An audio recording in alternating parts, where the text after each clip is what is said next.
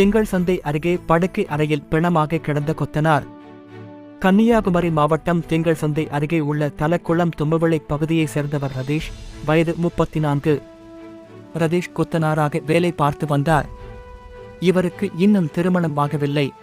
இந்த நிலையில் நேற்று முன்தினம் ரதீஷ் வேலைக்கு செல்லாமல் வீட்டில் இருந்தார். இந்நிலையில் ரதீஷ் மதிய உணவு சாப்பிட்டுவிட்டு தனது அறைக்கு சென்றார்.